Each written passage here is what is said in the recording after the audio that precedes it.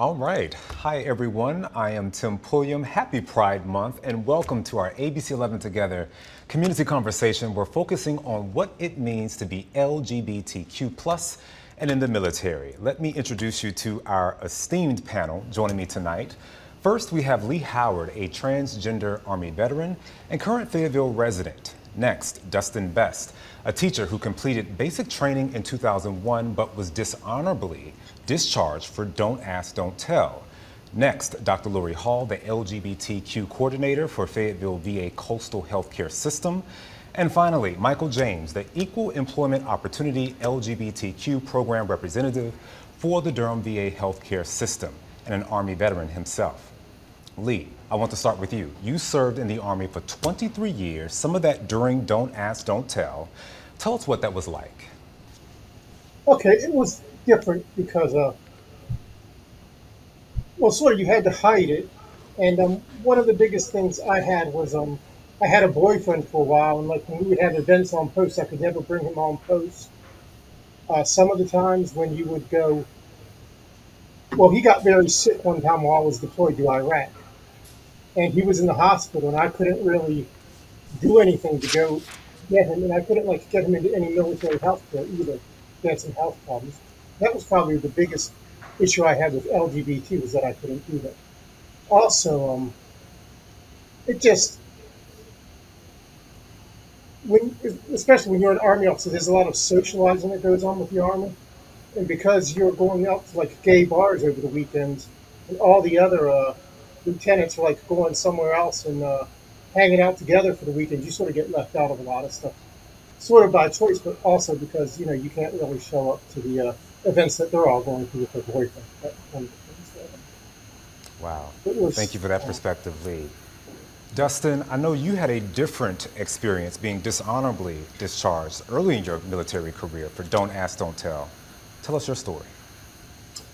So I had enlisted in 2001, and then I did complete basic training and AIT. So it was during the holdover station from when I was going from AIT into my duty station that I was roomed with someone, and this is when I was trying to figure out who I was. I wasn't real sure if I was bisexual or if I was homosexual, or and I was trying to sort that out while still in the closet to all my friends and family, and obviously in the military. So, but the roommate that I had that they gave me, we kind of initiated some things, and then I tried to put a hold on it. I was like, no, I'm done. And then it turned into a sexual assault of sorts where, and then, so that kind of freaked me out a little bit. And and then I put a huge halt on it and was like, how do I report this or not report this without, outing myself and stuff. But then the roommate actually, but I was writing it in a journal, I was keeping a journal, and then the roommate took that journal and took out the pages that kind of implicated him, but then turned it in the journal to my captain that implicated me. And so when the captain was asking me questions, I just kind of decided I would tell the truth. For the first time in my life, I would tell the truth about what I was going through and what I thought and who I was. And so he was, and yeah, so I was discharged.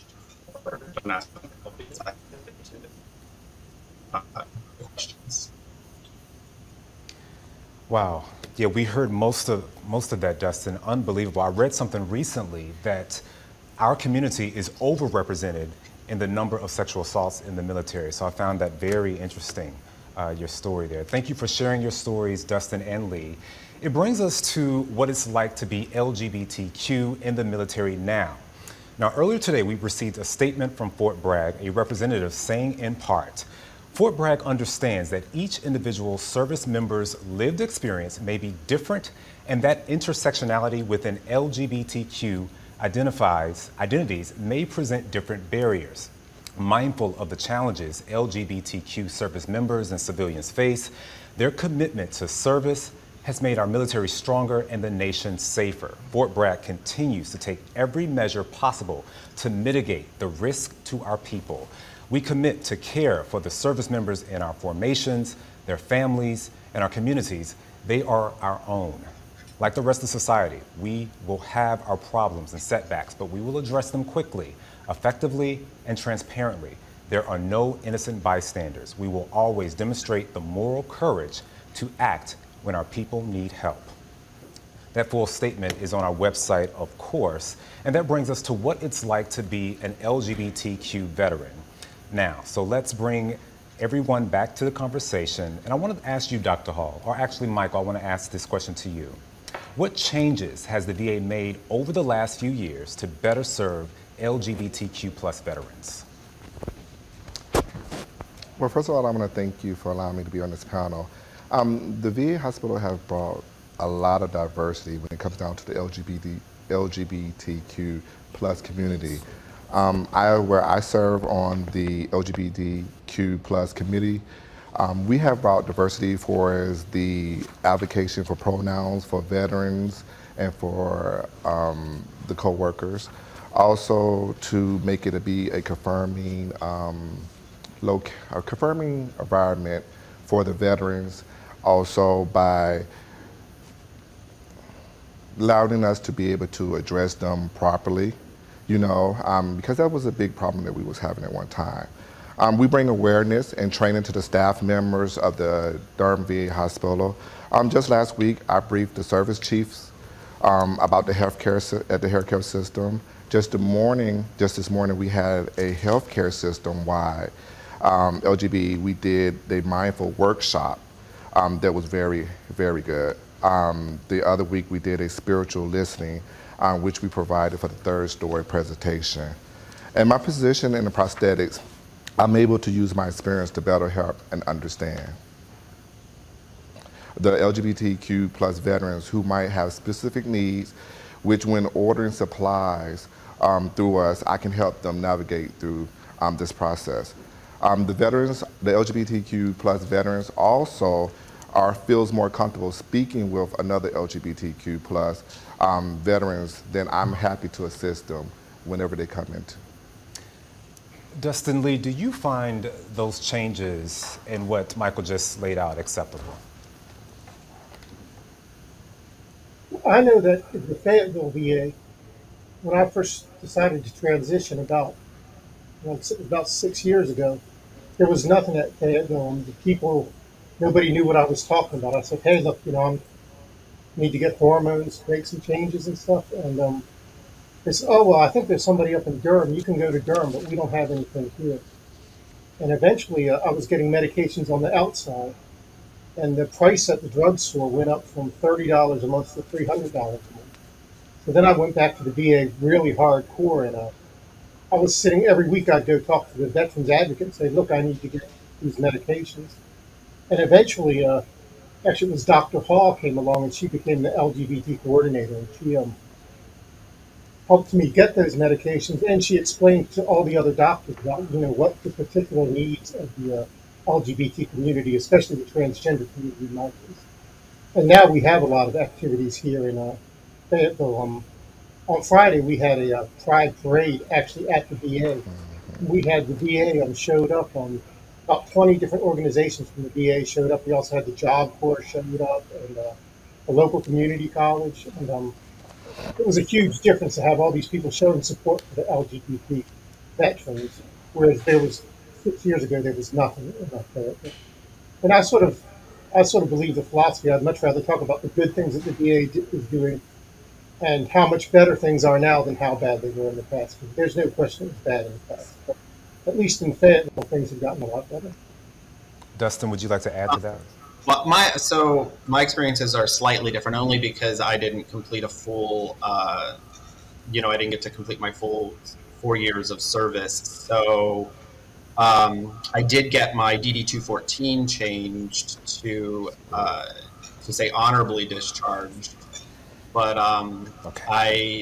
other than that, I haven't really had much experience with the VA and having to deal with trying to get services that I want or need from the VA.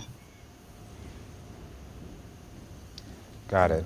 Michael, you served in the Army before coming to work for the VA. I'm curious, how have you used your experience as a former member of the armed forces to advocate for other LGBTQ veterans? Well, I would like to first say that I use my experience because I can relate to a lot of them because I served during that period of time before Don't Ask, Don't Tell, and then with Don't Ask, Don't Tell.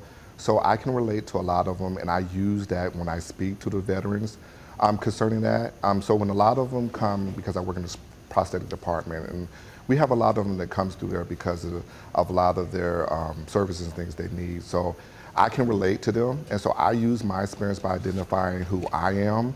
I'm in the LGBTQ plus community, and as well as you know, letting them know that it's okay. You know, this is the VA now has been very diverse in a lot of things. So we do support all that serve, and that we do support you. So you do care by sitting on the committee as well too. That's another purpose of me advocating for those of my fellow LGBTQ plus veterans and also other veterans that we serve.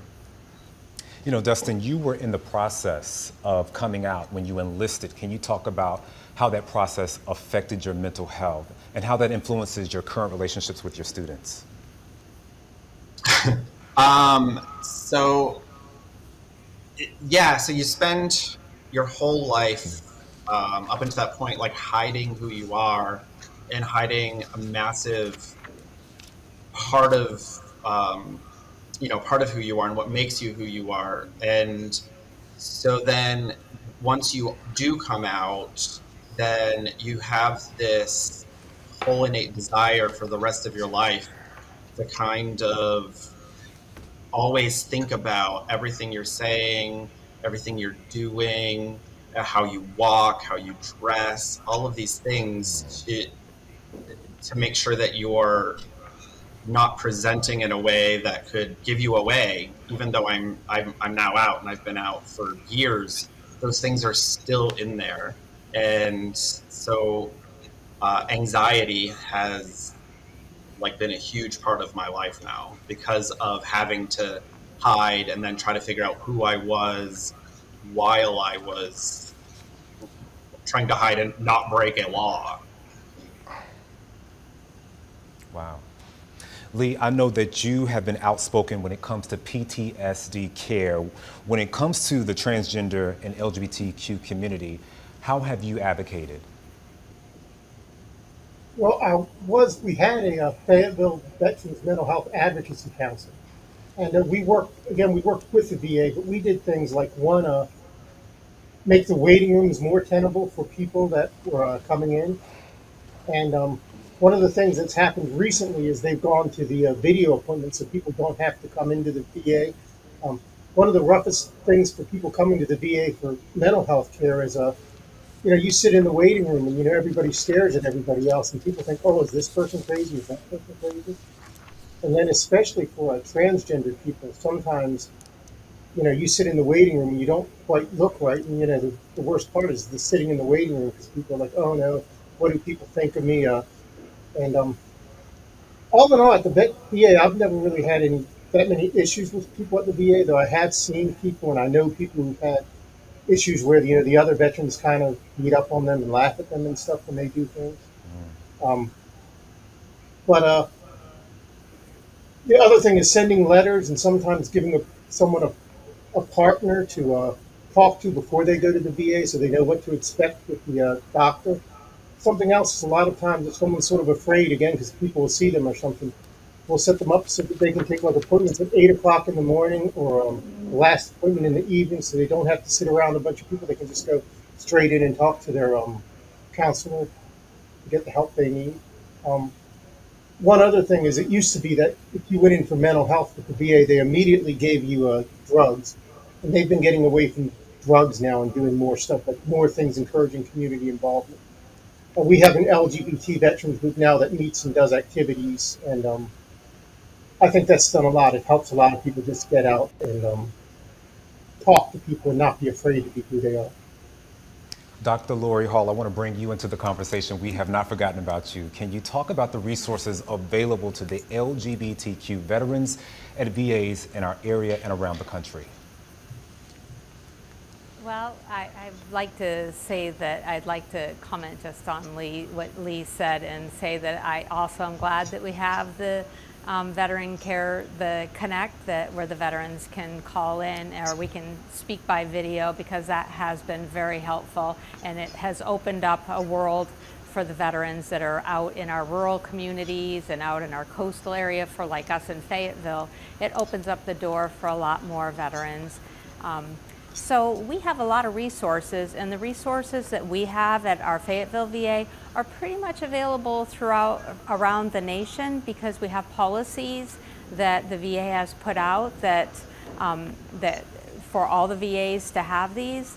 And so we have a lot of different things. We have like the regular general primary care services, and we have screenings such as cancer, and we also have like gender affirming hormone therapies, and we have gender affirming voice services, and we have HIV pre-exposure prophylactics, that would be PrEP, that's available to veterans.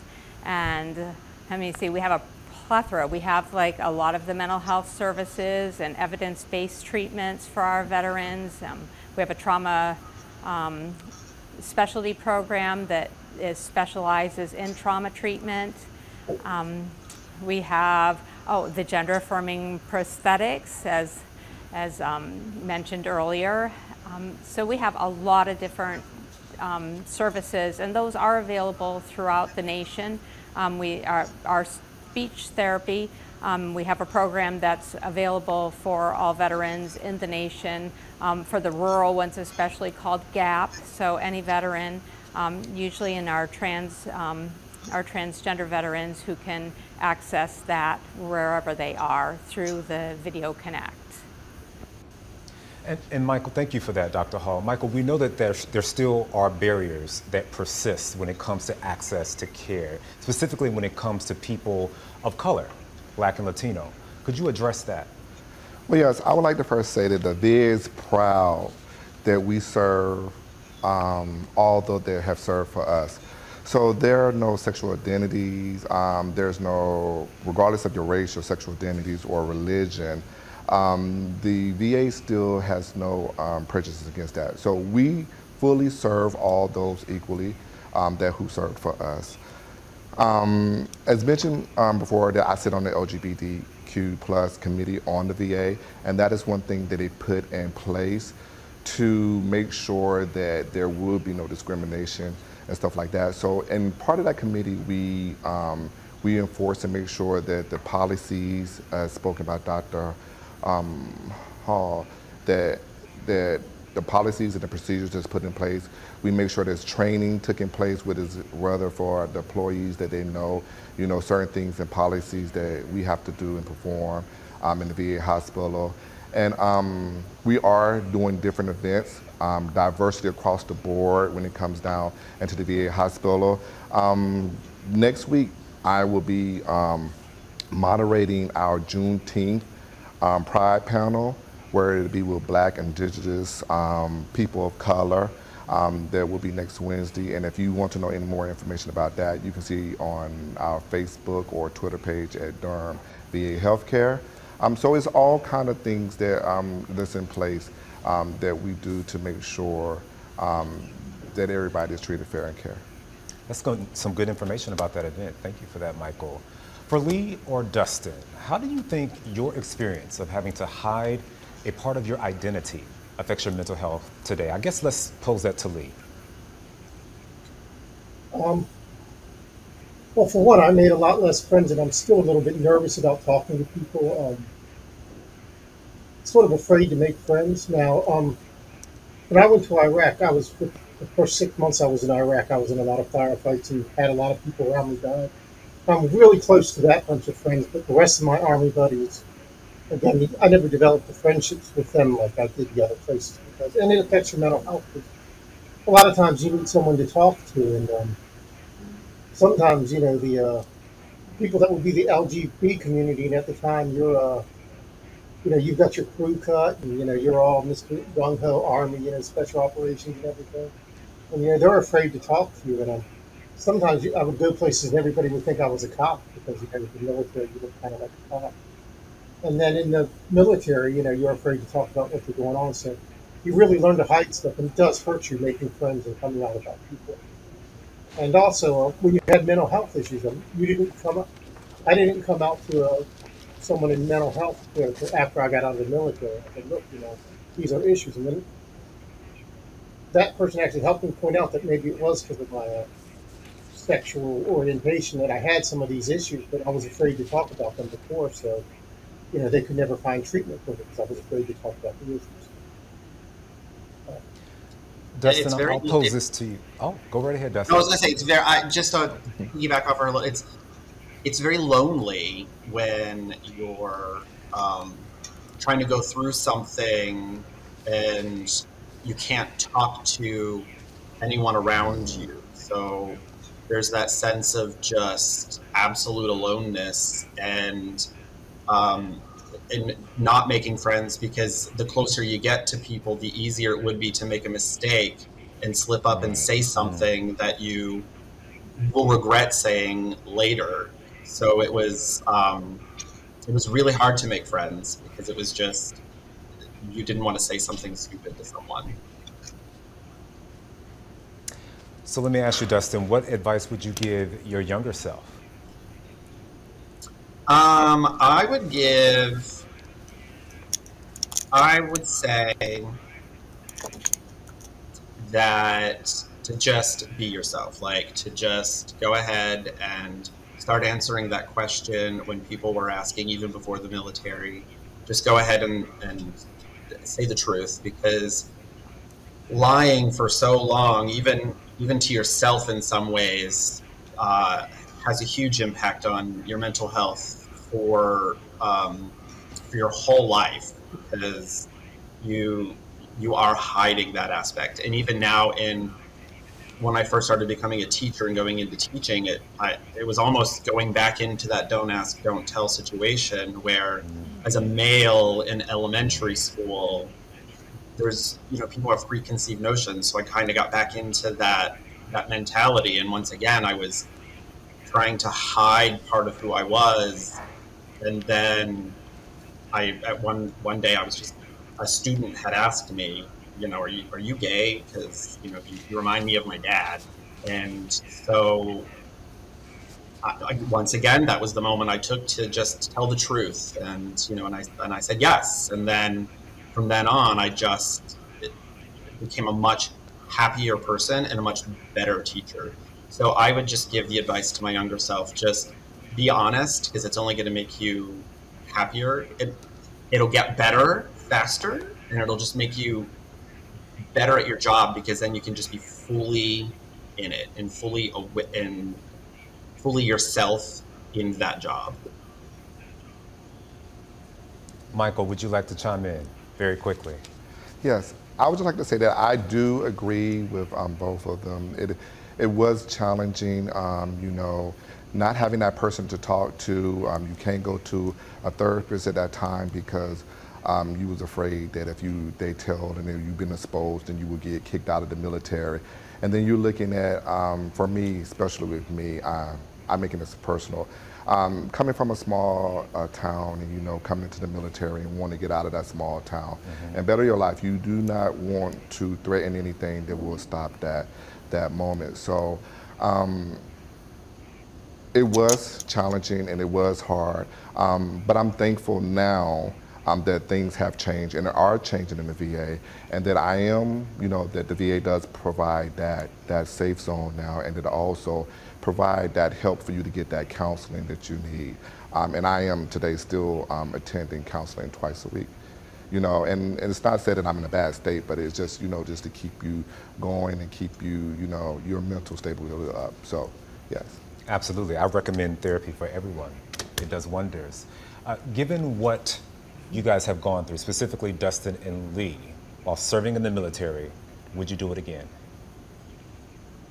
Yes. I would. I wouldn't. I don't know if I would do like not under don't ask, don't tell, but now absolutely because I like. I'm one of those weird people. I loved basic training. I would do that every day for the rest of my life, minus the gas chamber. But like, I would. I would definitely re-enter the military again, and but not on but probably not under the don't ask, don't tell, just because of that hiding aspect. It wasn't good for me, and it wasn't good for me as a teacher. So I know that that's not good. But yeah, I would join the military again if I felt called to do that at the moment. Lee, yes or no? I would say that was my life. That's what I did. So I can't really think of what life would be like if I hadn't done that. I think I was enlisted for 8 years before I became an officer and finished college and all that. But the enlisted part, it wasn't bad because I was with a MI unit. It really, nobody really cared about anything. But when I became an officer and you become a leader, people look a lot more into your business.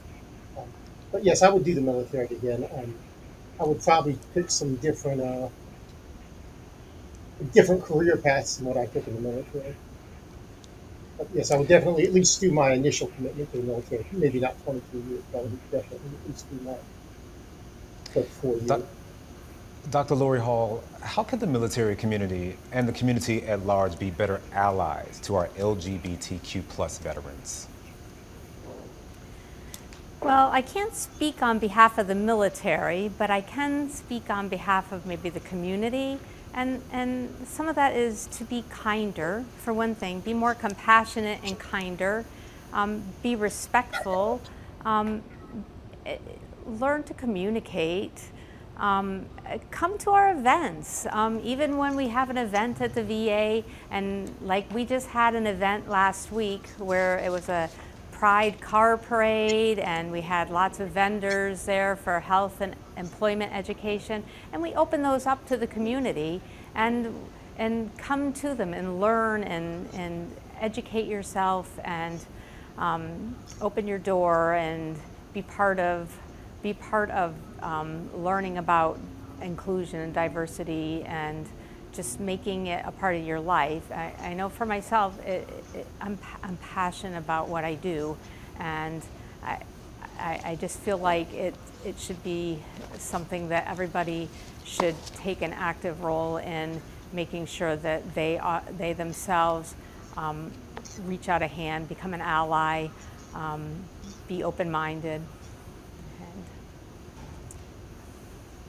Good advice. I have about 15 seconds. Michael, final word. Oh, that the VA is here for all our veterans, especially our LGBTQ plus veterans. We are here to serve you that served us. All right. Lee Howard, Dustin Best, Michael James, and Dr. Lori Hall. It was a great conversation. Thank you all for sharing your stories, your insight, and the resources available to the LGBTQ plus community within the military. And we want to thank you at home for joining us. You can watch more Pride stories right now on the ABC11 North Carolina app, wherever you stream. I'm Tim Pulliam. Good night.